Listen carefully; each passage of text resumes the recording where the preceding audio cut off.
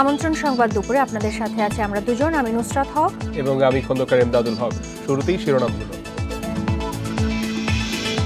13 শ্রমিকের মরদেহ পরিবারের কাছে হস্তান্তর, ট্রাক চালক সহকারীর বিরুদ্ধে হত্যা মামলা।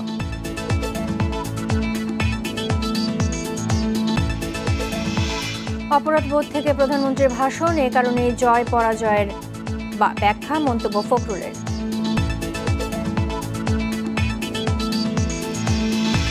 রোহিঙ্গা প্রত্যাবাসনের কথা রাখেনি মিয়ানমার, বললেন পররাষ্ট্রমন্ত্রী, প্রতিশ্রুতি রাখার আহ্বান। শিরোনামগুলো জানাচ্ছিলাম আমরা, এবার জানাবো পুরো খবর। কুমিল্লায় ট্রাক চাপায় 13 শ্রমিকের মৃত্যুর ঘটনায় ট্রাক চালক ও সহকারীকে আসামি করে হত্যা মামলা হয়েছে। সকালে চৌদ্দগ্রাম থানায় মামলা করেন নিহত শ্রমিক রঞ্জিত চন্দ্র রায়ের ভাই সঞ্জিত চন্দ্র রায়। এদিকে নীলফামারীতে মরদেহ পৌঁছালে তৈরি হয় শোকের আবহ। এরই মধ্যে নিহত শ্রমিকের পরিবারকে অনুদান দিয়েছে প্রশাসন। নীলফামারীর জলঢাকার মীরগঞ্জ হাট বহুমুখী উচ্চ বিদ্যালয়ে ক্লাস হয়নি, ফিরে গেছে সব শিক্ষার্থী। কারণ কুমিল্লায় ট্রাক চাপায় নিহত হয়েছে এই স্কুলেরই 5 শিক্ষার্থী। শঙ্কর, দীপু, তরুণ, বিপ্লব ও সেলিম 10ম শ্রেণীতে পড়ত। দারিদ্রতা তাদের শ্রমিক হতে বাধ্য করেছিল। হয়তো বাড়িতে বললেও যায়নি, বাবা মাকেও বলে নেই। তো আমি যখন গেলাম সকালে, ওর বাবা বলতে বললে যায়নি, বললে তো ওকে যেতে দিত না। এরকম যে হবে, আসলে এটা আমি একজন টিচার হিসেবে কখনোই তো মেনে নিতে পারবো না। সকালে নিহত 13 শ্রমিকের মরদেহ নেওয়া হয় শিমুলবাড়ির কর্ণময়ী সরকারি প্রাথমিক বিদ্যালয় মাঠে। সেখানে জড়ো হয় কুড়ার পাড়, পাঠানপাড়া ও দোলাপাড়া গ্রামবাসী। চলে স্বজনদের আহাজারি। তার এখন বিচার আমার চাই। ভাটার কোম্পানি গেল কোথায়, আর হেল্পার আর টাইপের গেল কোথায়? মরদেহ স্বজনদের কাছে হস্তান্তর করেন জেলা প্রশাসক। নিহতের পরিবারকে জেলা প্রশাসনের পক্ষ থেকে 20,000 করে টাকা দেয়া হয়েছে। এছাড়া নিহতদের প্রত্যেকের পরিবারকে 1 লাখ এবং আহতদের 50,000 টাকা দেওয়ার ঘোষণা দিয়েছে শ্রম মন্ত্রণালয়। জেলা প্রশাসনের পক্ষ থেকে যত ধরনের সুযোগ সুবিধা থাকবে তারা আমাদের সরকারের যে সোশ্যাল সেফটি নেটওয়ার্ক আছে এর আওতায় আমরা পর্যায়ক্রমে তাদেরকে নিয়ে আসবো। এদিকে কুমিল্লার অতিরিক্ত পুলিশ সুপার আব্দুল্লাহ আল মামুন জানান, ট্রাক চালক ও সহকারীর বিরুদ্ধে অবহেলাজনিত হত্যা মামলা দায়ের করা হয়েছে। তিনি আরও জানান, দুর্ঘটনায় ইটভাটা কর্তৃপক্ষের কোনো গাফিলতি থাকলে তাদেরও মামলার আওতায় আনা হবে।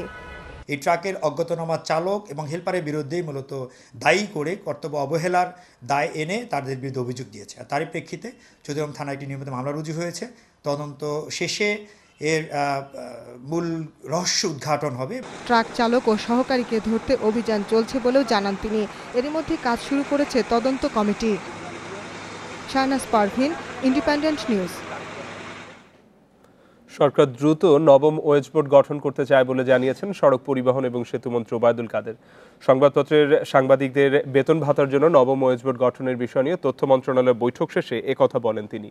দুপুরে পত্রিকার মালিকদের সংগঠন নিউজ পেপার ওনার্স অ্যাসোসিয়েশন নোয়াবের সঙ্গে ওয়েজ বোর্ড সম্পর্কিত মন্ত্রিসভা কমিটির এই বৈঠক অনুষ্ঠিত হয়। দীর্ঘ আলোচনার অবকাশ ছিল না। আমরা প্রারম্ভিক কিছু আলোচনা করেছি এবং তাদের বটম লাইন এই বিষয়টা আমরা তাদের কাছে জেনেছি।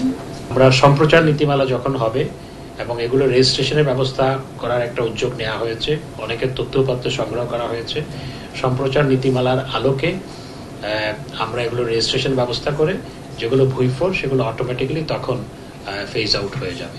এ ব্যাপারে কাজ চলছে এবং সহসা আমরা করব। অপরাধবোধ থেকে প্রধানমন্ত্রী জাতির উদ্দেশ্যে ভাষণ দিয়েছেন বলে দাবি করেছেন বিএনপি মহাসচিব মির্জা ফখরুল। এ কারণে নির্বাচনে জয় পরাজয় নিয়ে ব্যাখ্যা দিতে হয়েছে বলেও মন্তব্য করেন তিনি। দুপুরে নয়াপল্টনে বিএনপির কেন্দ্রীয় কার্যালয়ে এক প্রতিক্রিয়ায় এসব কথা বলেন তিনি। ফখরুল অভিযোগ করেন, আওয়ামী লীগ ভোটাধিকার কেড়ে নিয়ে আবারও একদলীয় শাসন কায়েম করেছে। 30 ডিসেম্বরের নির্বাচনে অনিয়মের কারণে কমিশন ও প্রশাসনের উপর মানুষের আস্থা উঠে গেছে। ঐক্যফ্রন্ট প্রার্থীদের শপথ নিতে প্রধানমন্ত্রীর আহ্বানের জবাবে মির্জা ফখরুল জানান, ফলাফল প্রত্যাখ্যানের পর শপথ নেওয়ার কোনো প্রশ্নই আসে না।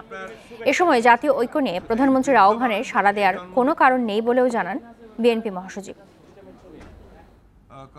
কথা এসছে, যে সমস্ত রিপোর্ট এসছে তাতে করে এটা এই বৃদ্ধ মানুষদেরকে একটা গিল্টি কনসিয়েন্স থেকে একটা বক্তব্যটা রেখেছেন। কেন জানি না মনে হয়েছে যে তার কোথাও একটা আপনার মনে হচ্ছে জিনিসটা ঠিক হয়নি, তো একটা ব্যাখ্যা দেওয়া প্রয়োজন, সেই ব্যাখ্যাটা উনি দিয়েছেন। সাধারণত আমরা কি দেখি, একটা নির্বাচনে বিজয়ের পরে এই ধরনের কথা ইস্যু কেউ আনে না যে প্রতিপক্ষ কেন পারল না বা আলোতে বলতে। এদিকে গাইবান্ধা 3 আসনে ভোট কাল 132টি কেন্দ্রে ভোট গ্রহণ হবে। সকাল 10টা থেকে কেন্দ্রগুলোতে নির্বাচনী সামগ্রী পাঠানো শুরু হয়েছে। ঐক্যফ্রন্টের প্রার্থী TIM ফজলে রাব্বি চৌধুরীর মৃত্যুতে এই আসনে ভোট স্থগিত হয়। গাইবান্ধা 3 আসনে মোট ভোটার 4,11,854 জন। নির্বাচন উপলক্ষে র্যাব, পুলিশ এবং আনসার সদস্য ছাড়াও 20,000 প্লাটুন বিজিবি মোতায়েন করা হয়েছে। প্রতি কেন্দ্রে নিরাপত্তার দায়িত্বে থাকবে 12 পুলিশ এবং 12 আনসার সদস্য। 2 উপজেলার 20টি ইউনিয়নে একজন করে ম্যাজিস্ট্রেটের নেতৃত্বে স্ট্রাইকিং ফোর্স থাকবে।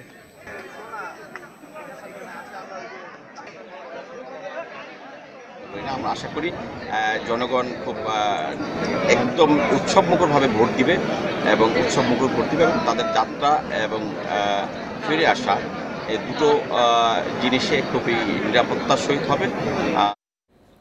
হলি আর্টিজান হামলা মামলার আসামি শরীফুল ইসলাম খালিদ জেএমবিকে আবারও সংগঠিত করার চেষ্টা করছিল বলে জানিয়েছে র্যাব। সকালে কারওয়ান বাজারের সংবাদ সম্মেলনে একথা জানান র্যাবের গণমাধ্যম শাখার পরিচালক মুফতি মাহমুদ খান।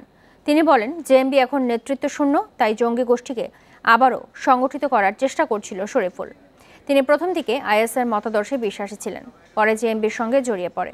র্যাব বলছে, হলি আর্টিজান হামলার অন্যতম পরিকল্পনাকারী শরীফুল ইসলাম।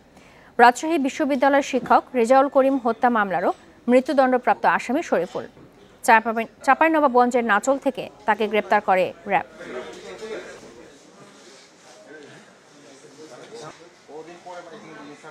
হলি আর্টিজানে তার জিজ্ঞাসাবাদে যে সকল তথ্য পাওয়া গিয়েছে যে হলি আর্টিজানের হামলার অন্যতম যে কয়েকজন পরিকল্পনাকারী ছিল তাদের মধ্যে সেও একজন। সার্বিকভাবে বলা যায় যে হলি আর্টিজানের হামলার যে গুরুত্বপূর্ণ পর্যায়ক্রমিক যে বিষয়গুলি আছে সে সরাসরি সে এটার সঙ্গে সম্পৃক্ত ছিল। রোহিঙ্গা প্রত্যাবাসনে প্রতিশ্রুতি মিয়ানমার রক্ষা করবে বলে আশা করছেন পররাষ্ট্রমন্ত্রী AK-M আব্দুল মোমেন। সকালে ঢাকা বিশ্ববিদ্যালয়ের এক অনুষ্ঠান শেষে সাংবাদিকদের প্রশ্নের জবাবে তিনি এই আশা প্রকাশ করেন।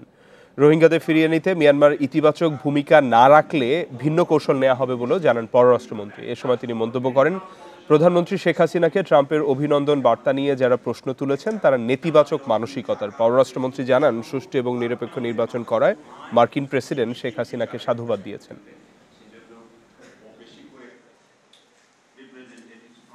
মায়ানমারে যে কন্ডিশিং এনভায়রনমেন্ট হওয়া উচিত সেইটা এখনও তৈরি হয়নি। এই প্রেক্ষিতে আমরা নতুন করে চিন্তা ভাবনা করব। তবে আমরা সবসময় আশাবাদী, বিশ্বাস করি তাদের শুভবুদ্ধির উদয় হবে এবং তারা যেগুলো ওয়াদা করেছে সেগুলো করবে। আর না হয় আমরা চিন্তা করব কিভাবে কি করতে পারি। এবার জানবো ঢাকা আন্তর্জাতিক বাণিজ্য মেলার খবর। সেখান থেকে যোগ দিচ্ছেন সহকর্মী শাহিদ আহমেদ। শাহিদ, ছুটির দিনে বিকেল বেলায় ভিড় কিছুটা বেড়েছে কিনা এবং মেলায় বিক্রি নিয়ে বিক্রেতারা কি বলছেন?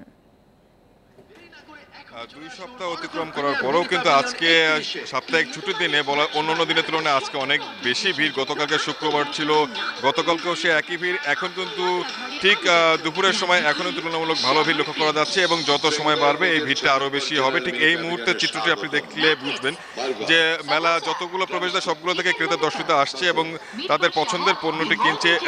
মেলার যে ইজারাদার অর্থাৎ টিকিটের যে ইজারাদার তার সাথে আমার কিছুক্ষণ আগে কথা হয়েছে, তিনি যেটা বলেছেন গতকালকে শুক্রবারে তাদের 1,30,000-এর বেশি টিকিট বিক্রি হয়েছে।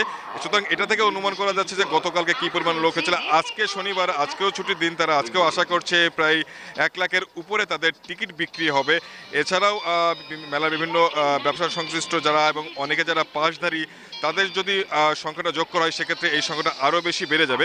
সামগ্রিক বলা যায় যে গতকালকের মতো আজকেও বেশি ভিড় লক্ষ্য করেছে। আর আপনি যে বেচা বিক্রির কথা বলছেন, প্রত্যেকটি স্টলে এখানে দেখেছি যে শুক্র শনিবার সহ অন্যান্য ছুটির দিনের জন্য তাদের অন্যান্য সময় যে পণ্যের মজুদ থাকে এই ছুটির দিনের তুলনায় তাদের পণ্যের মজুদটা আরও বেশি তারা আনে এবং এখনও কিন্তু তারা দেখতে পাচ্ছে প্রত্যেকটি স্টলের পিছনে তাদের যে পণ্যটা সেই পণ্যের মজুদ আলাদা বাড়তি মজুদ রেখেছে। কারণ তারা বলছে যে বিকালের মধ্যে বা সন্ধ্যার মধ্যে এই মজুদটা শেষ হয়ে গেলে ক্রেতার চাপ সামলে নেওয়ার জন্য তারা এই মজুদটা এনেছে। আর অব্যবস্থাপনার কথা যদি বলি সেক্ষেত্রে অব্যবস্থাপনার বিষয়ে এখনও পর্যন্ত কোনো তথ্য আমার কাছে পাওয়া নাই, কারণ রপ্তানি উন্নয়ন ব্যুরো তাদের যে আয়োজক মেলার আয়োজক যেহেতু সাপ্তাহিক ছুটির দিন এই মুহূর্তে কোনো কর্মকর্তাকে পাওয়া যায় না। তারা আশা টেলিফোনে যেটা বলেছিল তারা বিকাল নাগাদ আসবে, এই বিষয়ে তারা বলবে। তবে কয়েকজন ক্রেতার সাথে কথা হয়েছে, তারা মিশ্র প্রতিক্রিয়া লক্ষ্য করে যে কেউ কারোর কাছে বেশ কিছু অভিযোগ যে দাম বেশি পণ্যের মান নিয়ে, এবং অনেকেই বলছেন না তাদের কাছে পণ্যের দামটা সহনশীল, কারণ বাইরে যে দামে পাচ্ছে এখানে আসার পরে তারা অনেক কম। সামগ্রিকভাবে যখন কেনাকাটা শেষ করে তারা ফিরছে, ক্রেতাদের মুখেও একটা স্বস্তির হাসি দেখা যাচ্ছে। এই ছিল বাণিজ্য মেলার প্রাঙ্গণ থেকে সর্বশেষ। এর সাথে শেষ করব সংবাদ দুপুর। শেষ করার আগে শিরোনামগুলো সবাইকে আরো মনে করিয়ে দিচ্ছি। 13 শ্রমিকের মরদেহ পরিবারের কাছে হস্তান্তর, ট্রাক চালক সহকারীর বিরুদ্ধে হত্যা মামলা।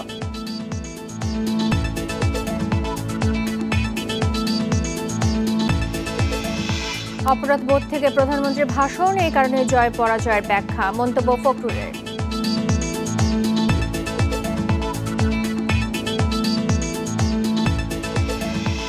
রোহিঙ্গা প্রত্যাবাসনে কথা রাখেনি মিয়ানমার, বললেন পররাষ্ট্রমন্ত্রী, প্রতিশ্রুতি রাখার আহ্বান।